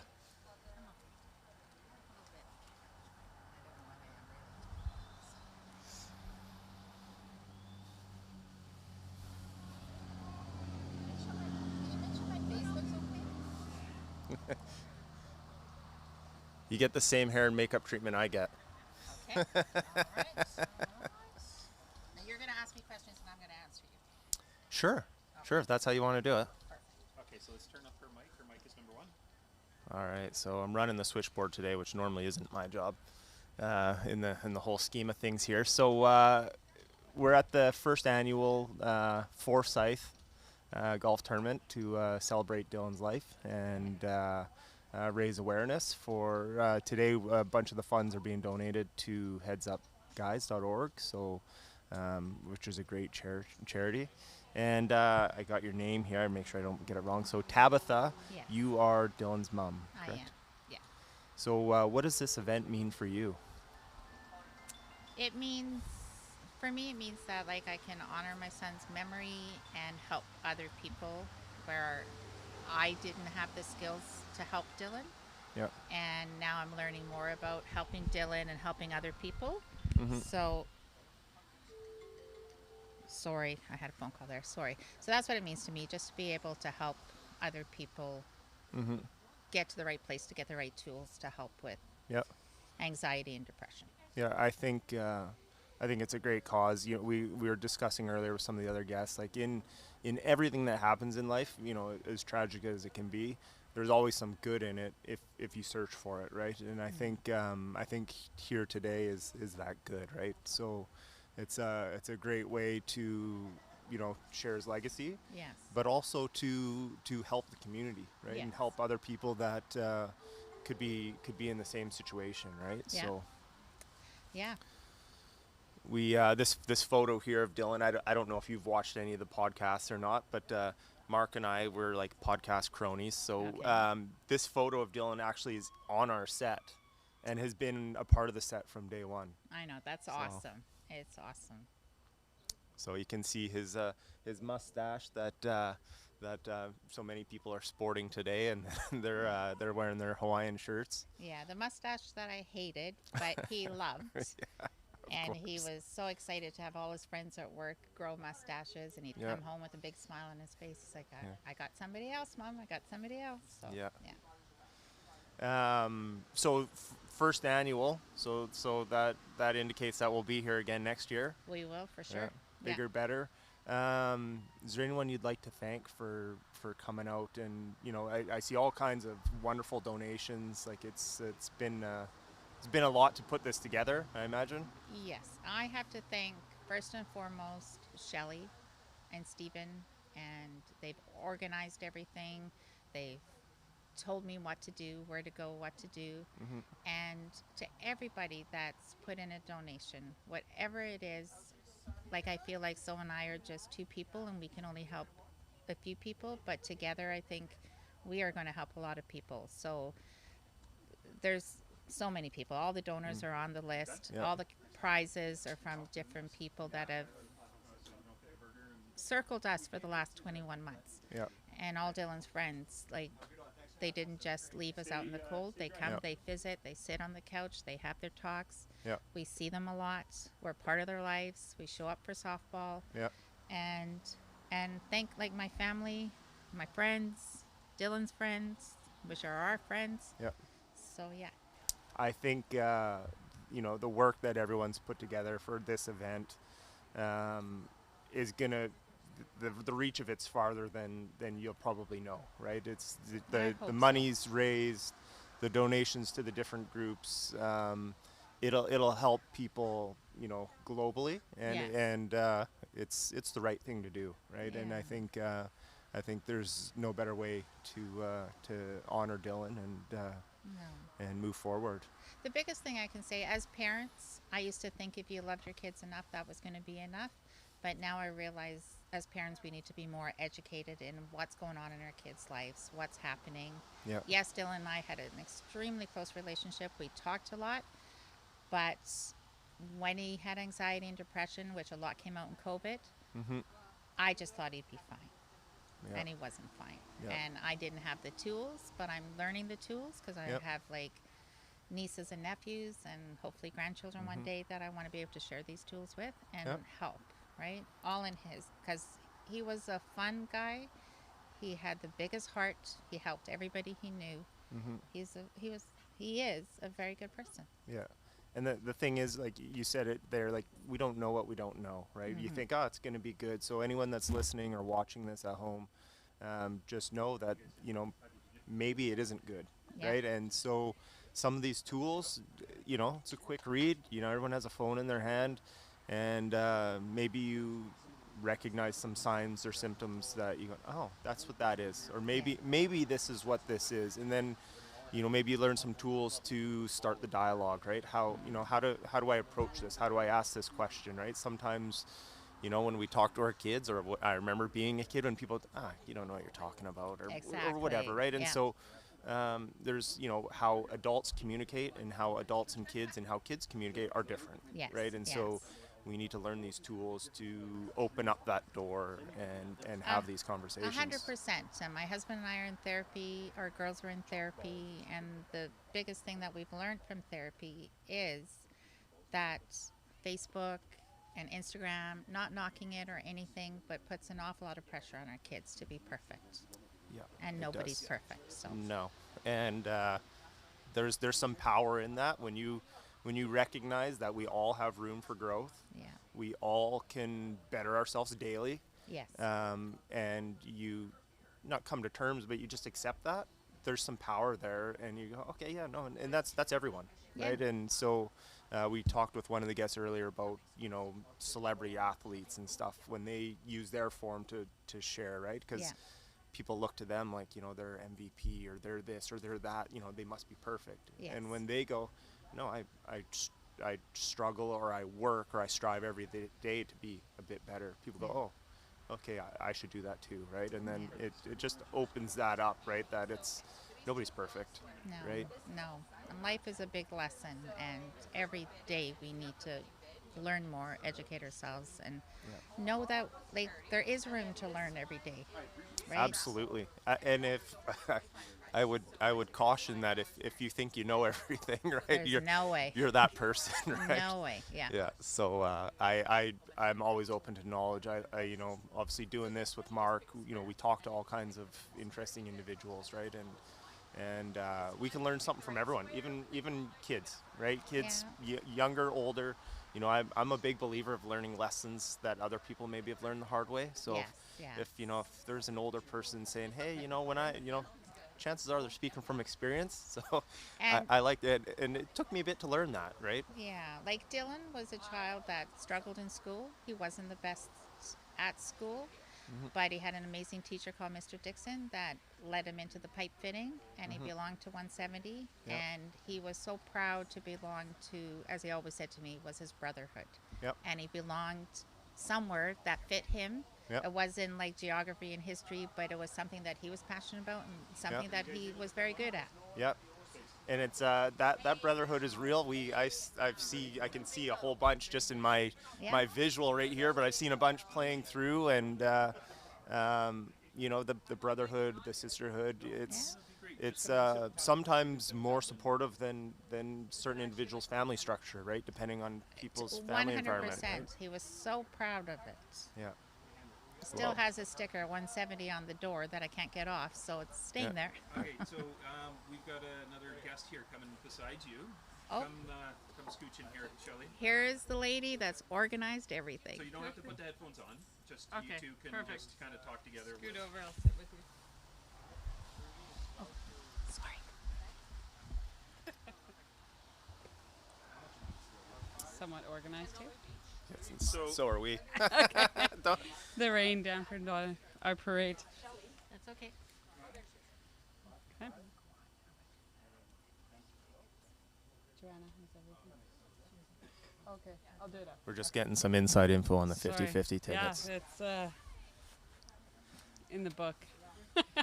So, Shelly, is it? Yes. Hi, Shelly. I'm Ryan. Hi. Welcome to the live stream. It's live, so there's no take backs, there's no cuts. Shoot, okay. Watch my mouth. Yeah, you can say anything you want. It's rainy. How's the hair? I was telling Tabitha we get the same hair and makeup person, so.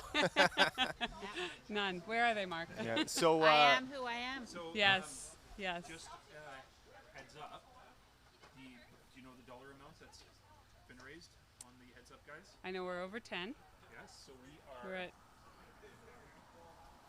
$10,640. Wow. Lovely. So can you repeat that on the microphone there, just so everybody? $10,640. Awesome. That's amazing. That is amazing. And we just started today, the tournament. Yeah. So that's leading up to. Wow. And you know what? First annual. That's the starting spot. Now you can set goals for next year, right? Our goal for this tournament, when Stephen and I started, was $2,000 or $3,000. We thought, wouldn't it be amazing to raise like $2,000 or $3,000? Yeah. Well, it's good that we smashed that, and it was due to your hard work and your efforts for sure. Oh, everybody's been very helpful. But Shelly and Stephen have been the two people. They started it, and she has organized everything. Yep. Absolutely everything. It's been fun. And what is your relation to Dylan? Dylan's step aunt on paper, but so I've been with Stephen for 5, 6? 7 years.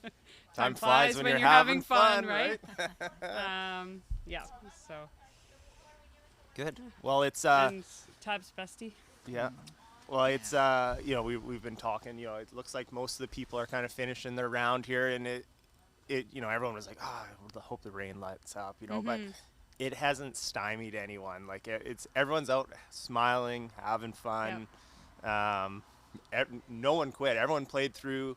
It was awesome, and it's like, you see a ton of young guys, a lot of Dylan's friends, co-workers, family, obviously. It's been a great turnout, and it has. Everyone showed up. Stephen and I just went around and tried to do half the holes to check in, and they're all just having so much fun. Yeah. They don't care about the rain. No. So it's good. It's turning out well. So I like to thank you for putting everything together. It's sometimes we attend these events, and sometimes we're golfing, and sometimes we're drinking, and sometimes we're having fun. But you got to emphasize there's a lot of work that goes into getting the sponsors, getting the venue, putting it all together, right? It's not an easy task. So sometimes it's hard to forget that when you're out golfing, and they're easy to forget when you're out golfing, having a good time, and so yeah, it's your hard work hasn't gone unnoticed. Thank you. It's been good. I think Mark's got some swag here. He's gonna show off. Sure. Explain what the shirt is. Yep. So we did shirts. I think we underestimated. We got 40 this year. We definitely have to bump that up this year. So we just on the front did first annual Dylan Fore Forsythe golf tournament, and then on the back, obviously, so Dill's number on his baseball team was 14. And then Party and Bullshit, a fave song of his, which I'm sure will come on later. I am who I am, his saying. That was his motto. Our next tattoo, right? And then obviously the union. He Yeah, was I've seen. very proud to be So part are of you going to local. get the union tattoo too? Well, we can discuss that later. We'll see how many drinks Shelly has later. We're definitely getting. I am. It's on who the I am. shirt. I have a shirt. Lift it up a little bit higher. So, There you go. So yeah. we are getting pretty close to running out of battery power here. So All right. Okay. to wrap up the live stream. So Sure. Good. Well, thank you. Thank you for coming out. Thank you for coming Yeah, out. you're Anybody and everybody who's watching and who has donated, it's All our done a lot. family in England and Ireland. Thank Yes. you. Yeah. Yes. there is still a chance to donate, is there? Absolutely. So the page actually doesn't close. It never closes. So we can use the same page for the baseball tournament.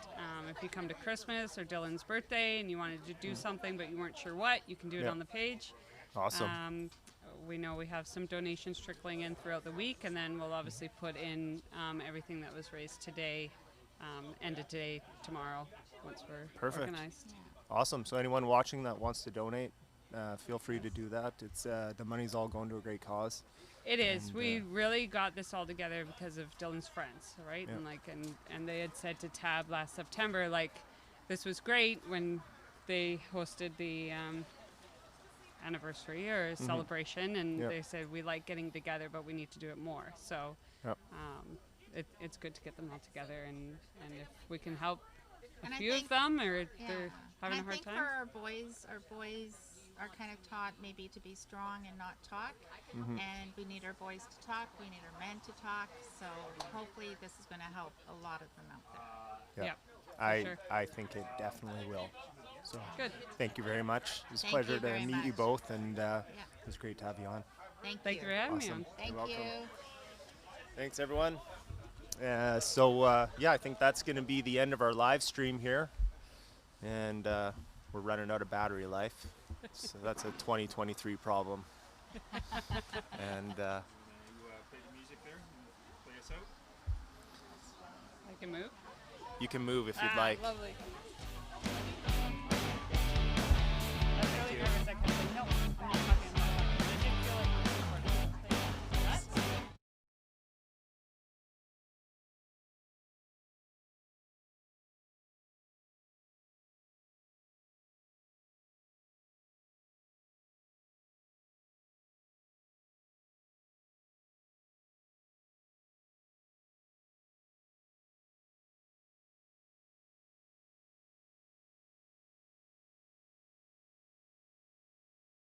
We're back, baby.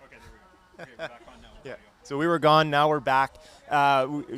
We forgot here. So we have a brass trophy from being on the Hall podcast. And so we're going to give you this, and we'll send you a plaque to go along with it to stick on.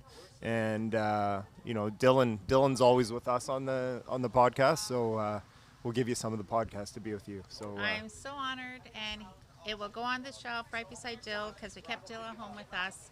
So thank you so much. yeah, you're very welcome, and thanks again for coming on. Thank you. And now we'll be done. We're done.